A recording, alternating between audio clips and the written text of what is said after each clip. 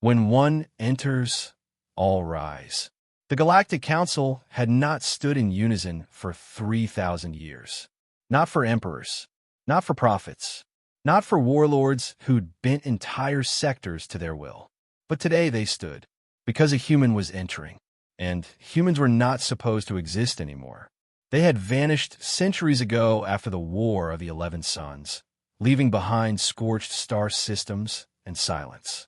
Now, one had returned, and he wasn't wearing armor. He was wearing a memory. It began as static, buried deep within the Sigma array, a cold and forgotten listening post orbiting the dead world of Varnes. A junior technician was sifting through hours of meaningless drift data. Most of it was garbage. Radiation bursts, magnetic echoes, phantom pulses. But this one repeated. At first, the pulse sounded like background hiss. But it came back. Then again. 17 seconds between each repetition. Uniform. Intentional. The technician flagged it, thinking it might be a faulty echo from the relay systems. But when the pattern repeated for the 9th time, the array's ancient language filters stirred, systems that hadn't activated in centuries. One word, recognizable only to the oldest AI lexicons and forbidden linguistic codices. Old Terran Standard. The word translated simply, coming. Within an hour, the technician was gone. Reassigned, redacted, removed, depending on who told the story. But the signal kept transmitting. From a decommissioned diplomatic relay near the galactic core. Relay 141N, a husk gutted by time and photon erosion, without power or occupants for over 3 millennia. And yet it spoke. Coming, coming, coming. The Galactic Council was summoned in emergency session on Luraxis Prime. 500 species gathered in the orbital forum, ancient and scarred by the weight of old wars. The signal was played aloud. The word rolled through the chamber, soft and slow, as if spoken by something long buried. Many laughed. Humans, said the Grand Speaker of the Zalari. They were never real. Ghost stories for primitive minds. Some, though, did not laugh. The Veldryn ambassador's wings folded tightly over her chest. Her voice, if she had one, never left her throat. The Zinthari stood still, unmoving, unblinking, as if trying to recall a nightmare that didn't belong to them. The Amari archivists, keepers of the oldest living records, requested the chamber be sealed. They spoke not out of panic, but ritual.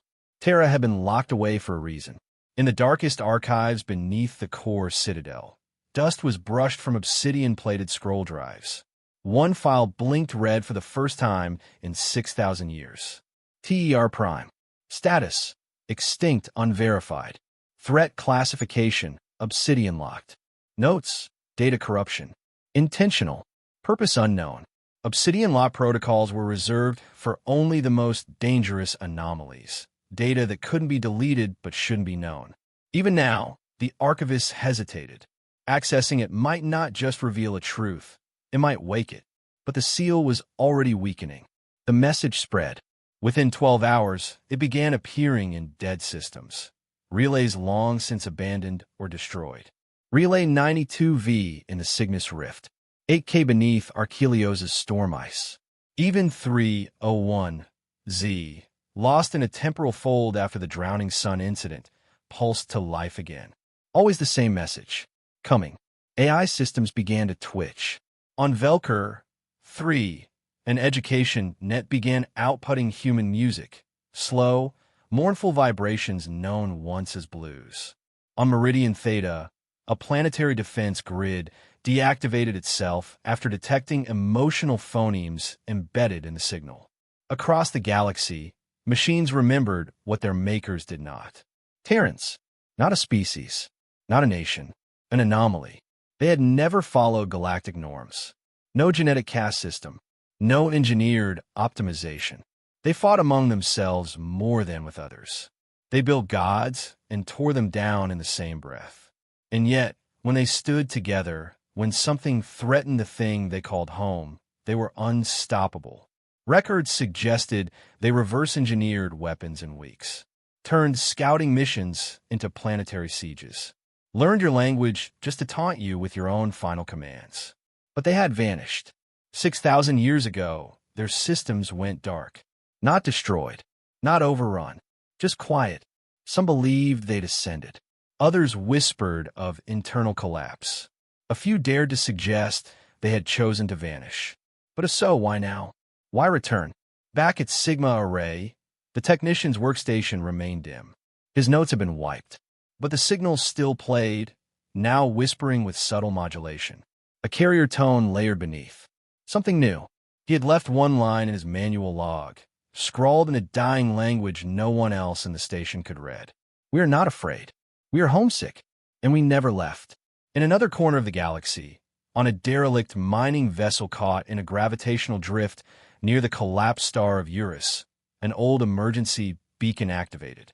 The ship had been silent for 4,000 years. Its systems long drained. One light blinked.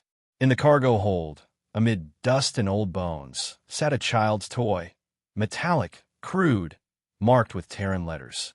It began to hum softly. It said one word over and over: coming.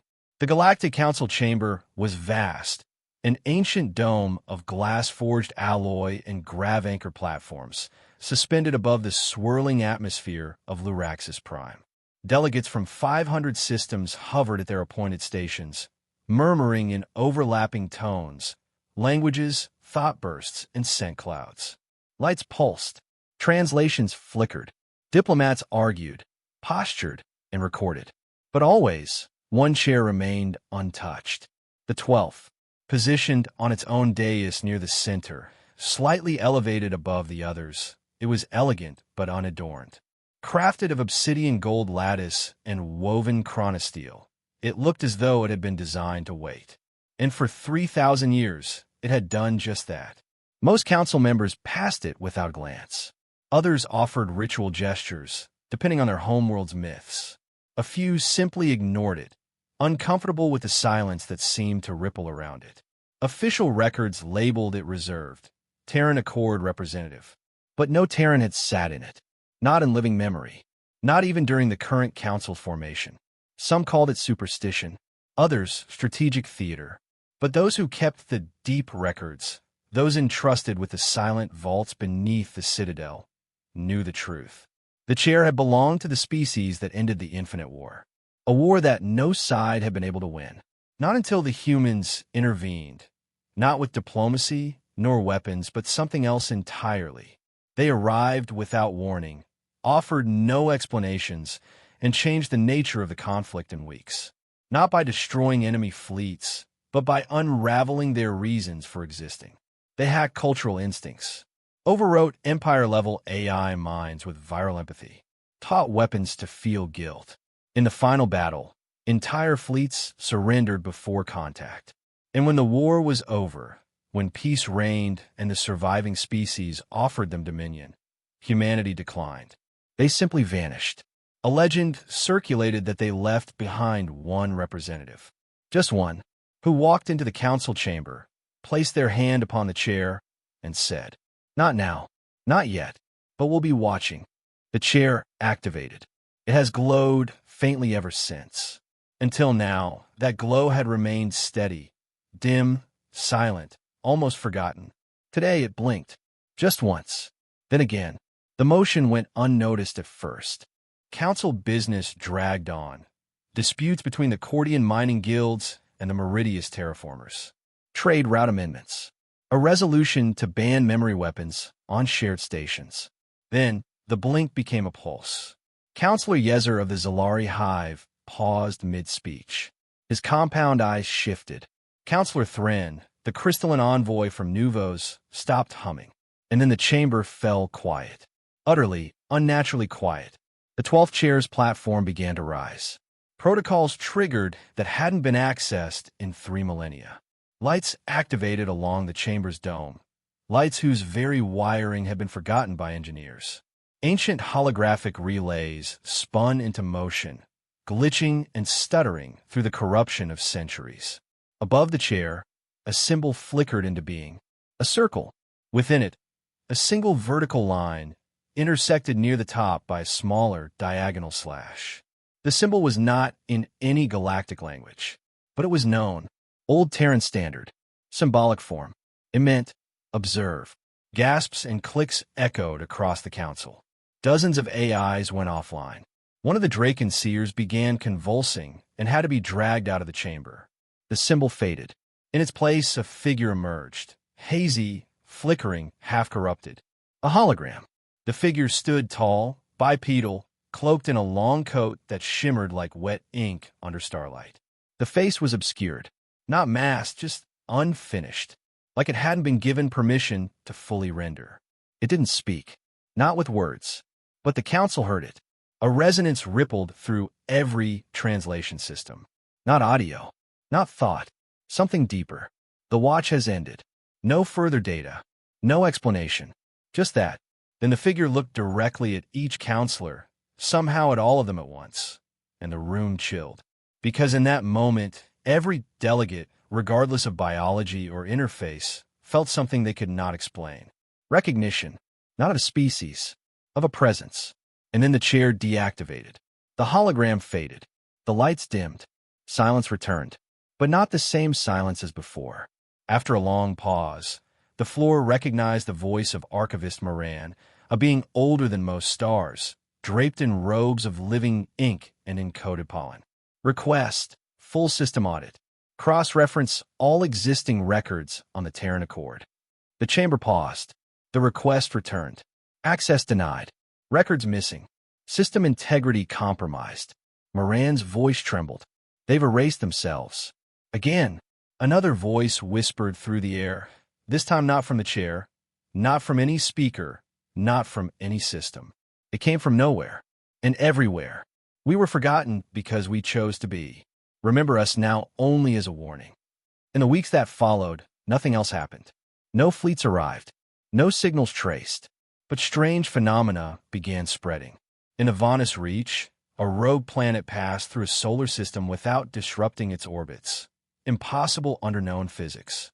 On Baltran 9, a mining expedition unearthed a machine whose design was older than time and unmistakably Terran. And in a child's dream on a moonlight-covered world near the Orion Fringe, a voice spoke in ancient Earth English. Is it safe to come home yet? The chair remained empty, but no one dared sit in it. It began with an anomaly. Not a fleet, not a transmission, just a ripple in space-time outside the orbital perimeter of the galactic capital, Nemataith. Every ship in the defense grid pinged the disturbance. Out of curiosity, more than concern. It wasn't large. No known weapon signature. No priority alerts. Just an object. A ship, if it could even be called that. Small. Rusted. Pitted from time and vacuum erosion. Its hull bore no markings, no transponder codes, no threat indicators. Then came the first failure. The capital's orbital AI mesh, an entangled neural net of 3 planetary defense systems, went dark. Not powered down, not hacked. It simply disengaged itself. Seconds later, orbital turrets retracted.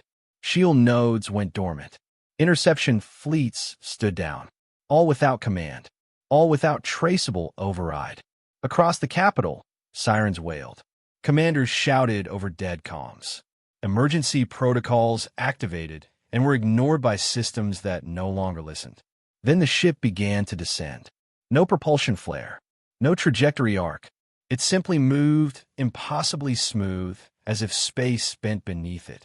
And yet, it was moving directly toward the council spire. From every corner of the citadel, guards mobilized. Drones clustered in swarm formation above the Grand Plaza. Dozens of elite defenders took position outside the council chamber. Inside, the Galactic Council had already been called into emergency session. They had not recovered from the activation of the 12th chair 2 days prior. Delegates still whispered about the message that had pulsed through every system. The watch has ended. Now something or someone was coming, and no one could stop it. The small ship landed in the Grand Plaza with barely a hiss. No energy buildup, no impact. It simply rested there, like it had always been part of the plaza. The hatch opened. No ramp extended. Instead, a figure stepped down. Humanoid. Not tall. Not imposing. Not armored. Clothed in a long, weathered coat. Fabric, not synth weave. Dark, dust-colored. Boots worn. Movement slow, but deliberate. No weapon, no escort, just a sealed diplomatic pouch slung over one shoulder. His face was mostly hidden under the coat's hood, but glimpses showed eyes that were unsettling. Not because they glowed or blinked with alien light. Because they didn't. They were human eyes. Real, tired, unafraid. The figure walked directly toward the chamber doors. No one moved. One of the Karkithi juggernauts, a species known for detonating first and questioning later, raised a plasma spear. It shorted out in his hands. All across the plaza, weapons failed. Energy cells drained. Trigger systems froze. The air grew still. The guard stepped back, not by command, by instinct, and the figure kept walking. Inside the chamber, silence had consumed the delegates. Every being, no matter how many limbs, heads, or consciousness nodes they had, faced the center gate. The chamber doors opened. He entered. He did not speak. He did not need to. The weight of his presence was not physical. It wasn't technological. It was something older, a memory carved into the bones of the galaxy. The Andari delegate, a 10,000-cycle veteran of war and diplomacy, dropped her staff. The Threx mind pool, the only being made entirely of plasma and thought, shimmered and condensed in a bow. Even the stone-like CH Towery, whose race had never once lowered their heads in all of recorded history, inclined forward. And those few who could not physically stand, they still rose, even if only in spirit. The man walked to the 12th chair, paused, but did not sit. Instead, he removed the pouch from his shoulder and placed it on the pedestal next to the seat. Then he looked around the chamber. Every delegate waited. Finally, one voice broke the silence. It was Counselor Chauvin, a species whose biology resembled laced mercury and who had once interrogated a dying son. He whispered, barely audible, yet heard by all, "That's not a man." The whisper echoed in the minds of the council. "That's a warning." The human unsealed the pouch. With one hand, he lifted out a small object. It looked ordinary. A cube. Smooth metal. No lights. No glow. He placed it at the center of the floor. The moment it touched the chamber's ground, the air folded inward. A soft pulse, not of sound, but of gravity, radiated outward. Time slowed just slightly. No alarms. No resistance. The cube unfolded. A projection appeared. It was not data. It was history. The entire chamber was consumed in light and sound and memory. They saw the first galactic war from a human's eyes. Blood, fire, silence. The burning of the soul perimeter, where Terrans activated their own sun's corona as a weapon. The reconciliation accord, where humans erased enemy languages not with weapons, but with dreams. The fall of the Dominion, where humanity disappeared, but not before leaving behind tools that refused to obey any master but memory itself. The projection ended. The cube folded closed. The human stepped back. He spoke. Only once. His voice was not amplified, not augmented. It didn't need to be. There will be no vote. He gestured to the chair. Terrath does not return to rule. We return to reminds. He looked at each delegate, and then upward, beyond the dome, beyond the stars. To those listening, we walked away once. Don't make us walk back. He turned and left. No guards moved to stop him. No delegate tried to follow. The chamber was still for a long time. Then the cube pulsed once more. A message appeared on every counselor's screen. One line. Status. Presence confirmed. And beneath that, species. Terran. Classification. Unknown. Threat level. Unmeasured. Purpose. Undefined. Leave. Undisturbed. No one questioned the entry. No one dared. And far above the planet, unnoticed by most, hundreds of ancient satellites blinked to life across the stars. Watching again. Waiting. 3,000 years ago, the council hall had looked very different. The marble floors were scorched. Sections of the ceiling were blackened and torn from orbital bombardments. Craters scarred the skyline just beyond the chamber's massive crystalline windows. Entire species, once proud members of the Galactic Order, were now represented only by empty chairs and silenced banners. The war had ended, but peace had not yet begun. In the center of the ruined chamber stood the delegation from Terra. They were few. Only 6 had arrived. None wore insignias. None demanded titles. Their weapons were nowhere in sight, if they even needed them. Every delegate present could feel it. These humans did not bring peace as a favor. They brought it as a warning. The war, the infinite war, as it was now known, had begun with something simple, an attempted annexation of the Sol system by the Dominion of Var. A probe here, a blockade there. The usual political muscle flexing. Everyone expected the humans to fold. They didn't, and what followed was nothing anyone could have predicted. The humans did not counterinvade. They did not posture. They vanished. For 2 decades, nothing emerged from the Terran system. Every satellite, every relay station, every long-range sensor simply stopped registering Sol, as if it had never existed. Then, in the span of 48 hours, 300 Dominion worlds fell.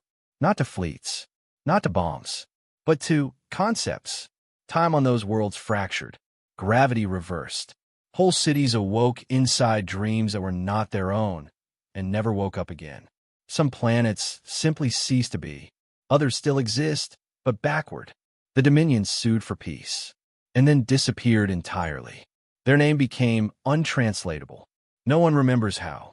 After that, the rest of the war was silence, punctuated by surrender. Now, in the ruined Council Hall, all remaining galactic civilizations had gathered, what few remained. The Terran delegation waited. A Silith priest, ancient and rusted, was the first to speak. You ended the war. We owe you everything. We offer control of the Council. The galaxy is yours. The lead human, a woman in a simple black coat, didn't respond. Not immediately. Instead, she stepped forward, looked around the chamber at the dozen or so remaining species, and shook her head. No. The word echoed unnaturally. The Keltari emissary blinked all 9 of his eyes. You refuse? We refuse to rule, she said calmly. You never wanted us. You feared us. You still do. That will not change. A silence fell over the hall. But, she continued, you will do something for us. Every delegate leaned in. She raised a single hand, revealing a small metal prism, an artifact unlike any known to the Council. Its surfaces shimmered like a reflection of something that hadn't happened yet. You will sign the pact, she said. What pact? Asked the Grand Speaker. She didn't answer right away. Instead, the 6 humans activated something the Council couldn't see. The air thickened. Lights flickered. The stars through the window blinked, as if they, too, were listening. The human's voice rang clear. If a human ever returns to this chamber, you will listen. Simple words. But something about them, something buried deep in the syntax, in the frequency, made even the air feel afraid. Listen to what? The Nalkari ambassador asked, though his voice was trembling. To whatever they say, she replied. Once. Fully. No interruption. No resistance. No lies. And then nothing. You will remember this moment. And the choice you make today. Several delegates objected, quietly, but with rising panic. We can't allow a permanent exception for one species. You didn't allow it, the woman said. You survived it. Silence again. Finally, the chair of the council, a crystalline being that pulsed with the collective thoughts of thousands of minds, spoke. What you're asking is unprecedented. A rule, bound not by law, but by fear. The woman nodded. Exactly. We would need. There is no need, she interrupted. Only truth. The war ended because we chose it. This council still exists because we chose it. Not out of mercy, not out of weakness, but because we did not want to rule a galaxy held together by terror. She stepped forward and placed the prism at the center of the chamber. We left the stars for your sake, but we are not gone. The prism pulsed once. Light without light, sound without vibration. All you must do is promise, she said, and sign. With what? Someone asked, almost mockingly. Ink. The humans exchanged glances. Then one of them raised his hand. The skin peeled back, not mechanical, not organic, but something in between. From his palm, a spark of solar energy ignited. He let it burn across the floor, forming symbols none of them could read, but all of them understood. Solar flares and script. Then, The leader of the humans drew a blade, not a weapon. A ritual object. Smooth. Old. She cut her palm. Let the blood fall on the light. It hissed, not in pain, but in recognition. The pact is made, she said. Now choose. One by one, the delegates rose, and one by one, they stepped forward, some in fear, some in awe, and made their mark. Some burned their sigil into the stone. Others offered code, memories, droplets of essence, whatever their culture deemed binding. By the end of the hour, the pact was sealed. It was encoded into the fabric of the chamber. It could not be deleted, could not be corrupted. Even if memory of Terra faded from history, the pact would remain. Unbreakable. If a human ever returns, the human said again, as her team turned to leave, you will listen. Once. Fully. Why just once? Asked the youngest delegate, a child of a species that had lost its homeworld during the war. The human stopped, looked at him, and answered softly, because once is all you'll need. Then they were gone. Without ships, without ceremony. The council hall went silent for a long time, and the pact of silence remained, hidden in the walls, in the stone, waiting. The man stood in the center of the chamber, his presence still rippling through every species in attendance. He hadn't moved since entering. He hadn't raised his voice. And yet, the silence around him wasn't passive. It was shaped as if carved by some unseen force. Delegates who had once ruled star systems now sat motionless, breaths held, instincts screaming without understanding why. When he finally spoke, it was not a threat. It wasn't even loud. It was simply a sentence. The silence has been broken. No one responded. The sentence lingered in the air, soaked into walls that remembered a promise forged 3,000 years ago.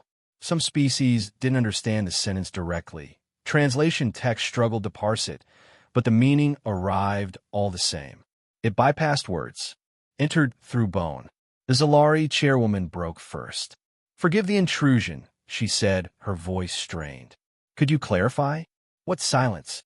The man tilted his head, not as a gesture of superiority, but like someone reviewing an answer before offering it. He held a sealed diplomatic pouch at his side, untouched since his arrival. You call it peace, he said. We called it silence, because peace in the galaxy is always a lie stretched thin. But silence is chosen. He stepped forward once. The room didn't move, but it tightened, as if reality flexed inward. Earth went silent for your sake. You remember the pact. Murmurs rippled across the chamber, but no one denied it. The pact, the one signed in solar flare and blood. If a human ever returns to this chamber, the man said, echoing the ancient words, you will listen. Once. Fully. The pact's activation shimmered briefly across the ceiling, a band of coded light blinking to life. The ancient signatures, long forgotten, pulsed. Recognition confirmed. The emissary continued. Our silence was not retreat. It was containment. We took what we became and buried it. In ice. In fire. In memory. He finally placed the diplomatic pouch on the stone table. Its seal dissolved not with a hiss, but with a sigh. The sound of memory waking up. From within, he drew a black sphere. It looked inert, just a sphere of obsidian cracked down the center. But to those who felt history, it screamed. The Chronari archivist recoiled, his fronds twitching. That's Terran tech, he whispered. Pre-silence era. Marked with solar fracture signatures. The sphere began to pulse slowly. Not mechanically. Organically. A heartbeat. The man nodded once. Yes. And it was found 2 weeks ago by the Averix clade. Delegates murmured louder now. The Averix were a mid-tier empire, known for their scavenger fleets and warlords. Opportunistic, arrogant. They uncovered a Terran relic on the edge of the Kepler Darks, he said. They thought it a power core. Their scientists reactivated it. The sphere pulsed faster. What happened? Asked someone from the upper tier. They built weapons, the man said. One ship at first. It destroyed an asteroid colony with no propulsion systems. Just gravity alteration. He held up a second object, a recording device. It played a short clip, grainy visuals of an Averix war cruiser hovering over a moon. Then the moon cracked in half. Without force, without heat, just fracture.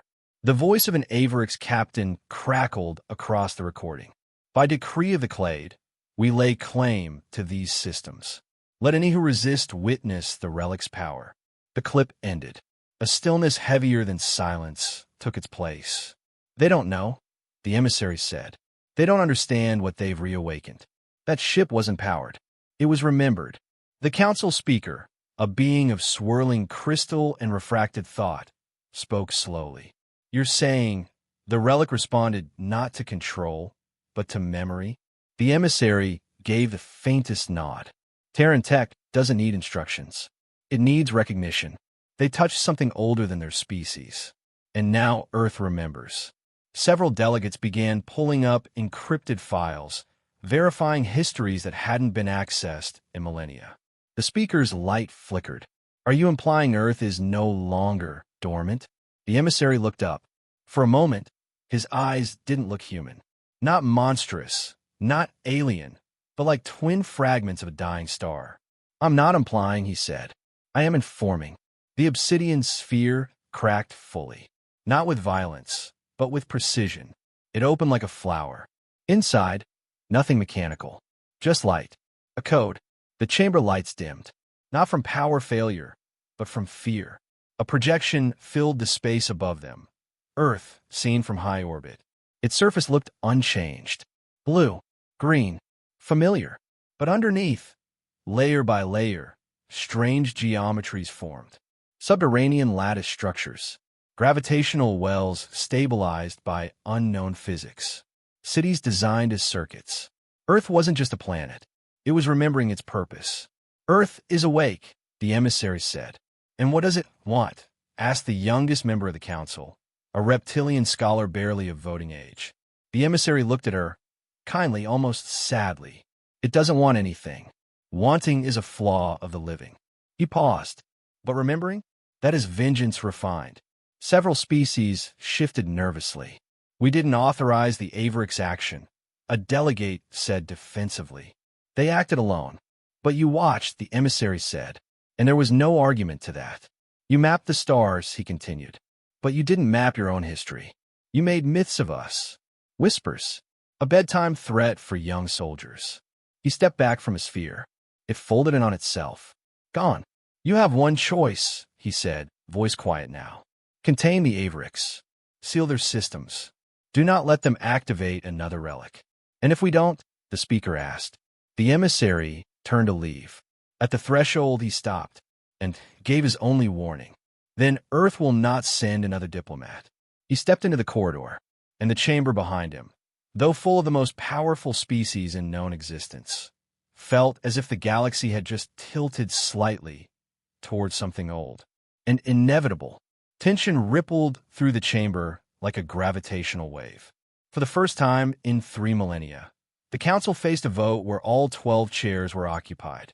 The 12th had long been a ceremonial placeholder, an artifact of a forgotten class, a symbol of an extinct species that had once saved the galaxy, then walked away.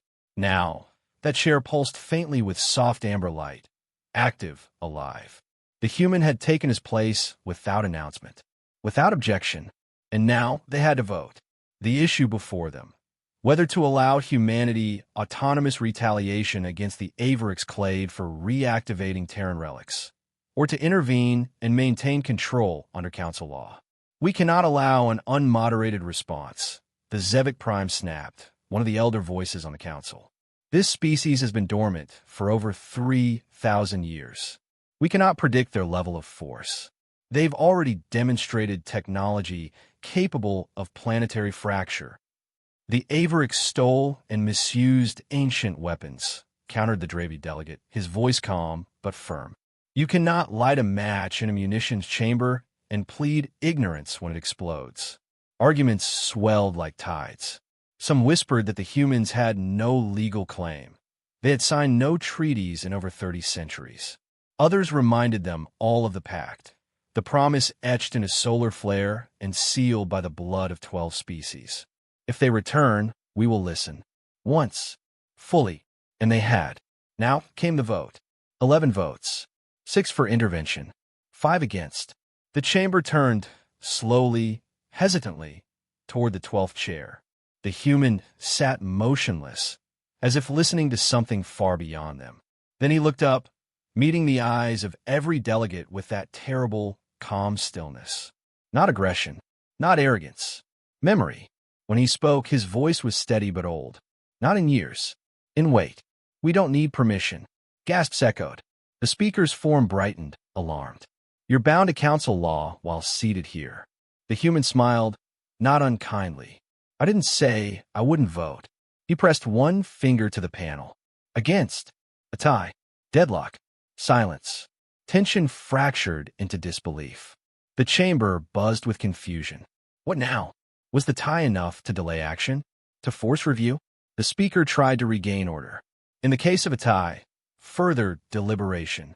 But the human stood, and his voice, now sharper, cut through the noise like a blade.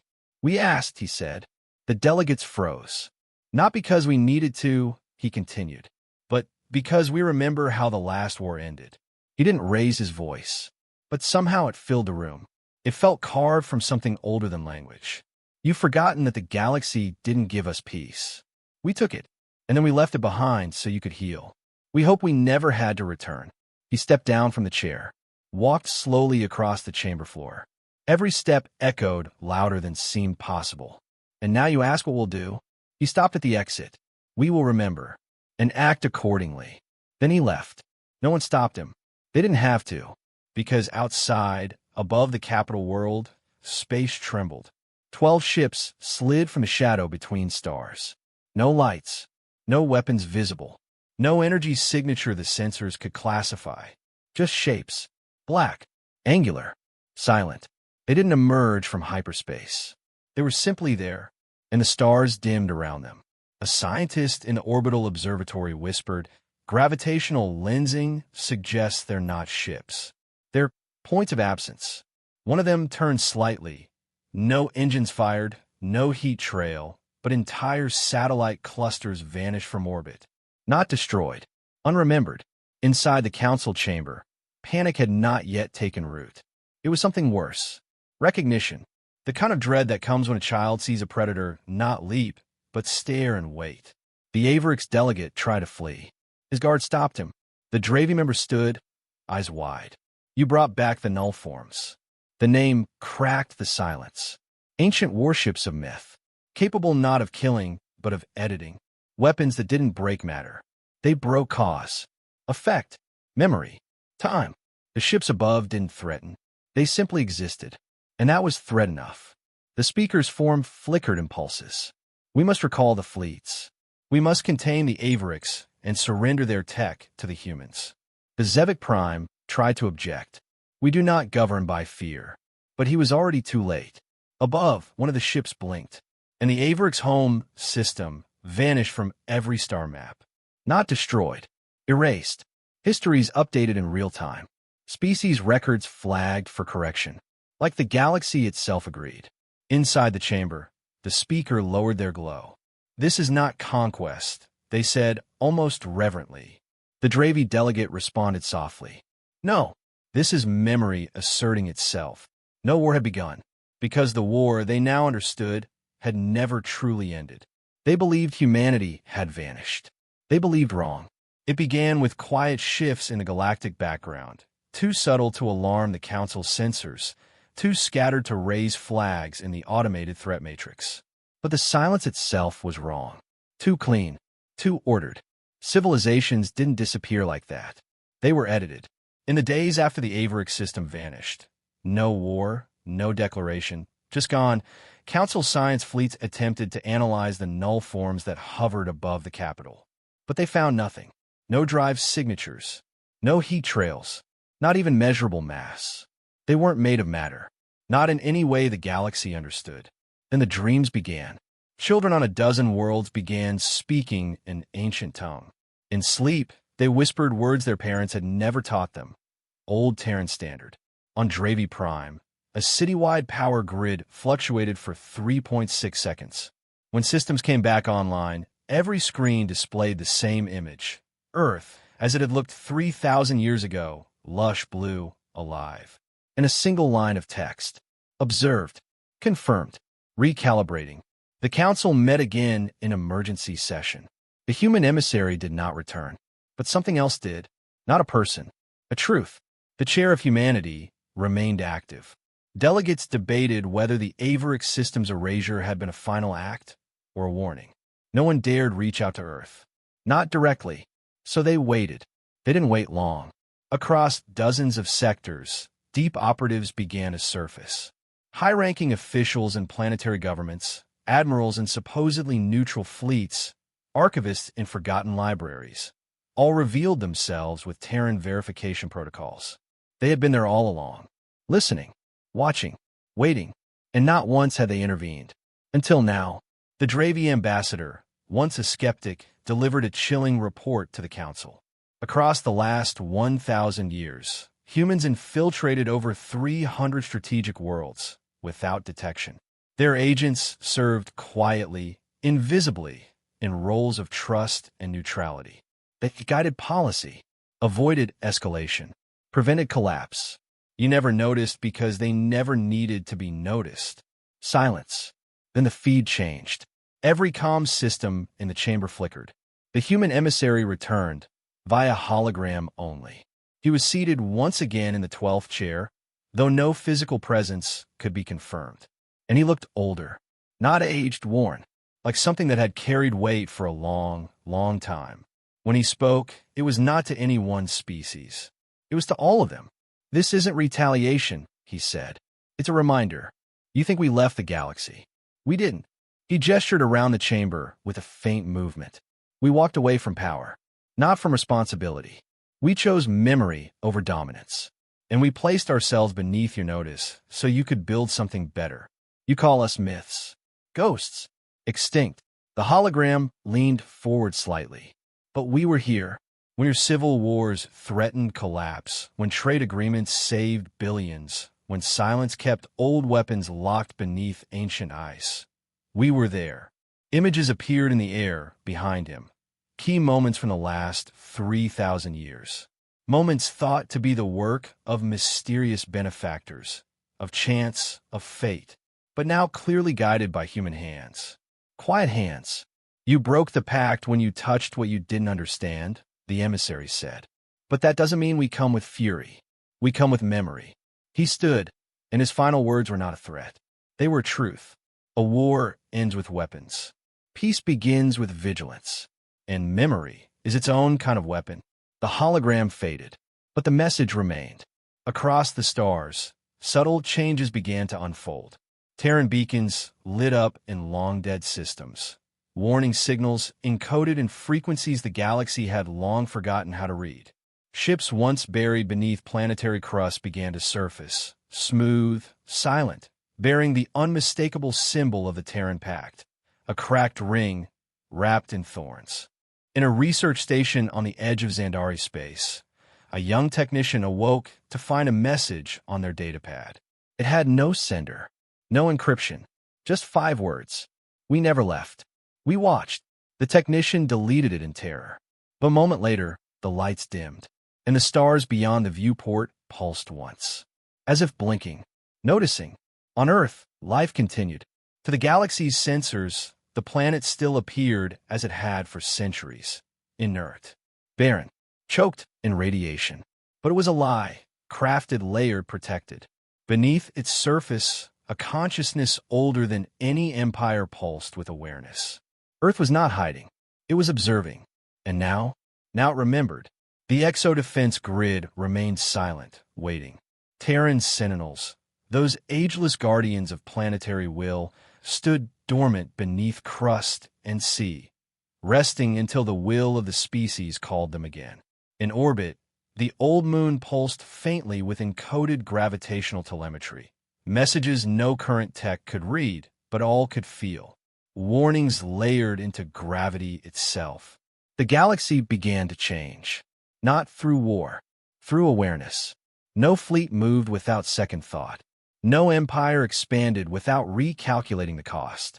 Because every star, every planet, every whisper of power now carried with it a single, chilling question. Are they watching? They were. They always had been. And they would be, always.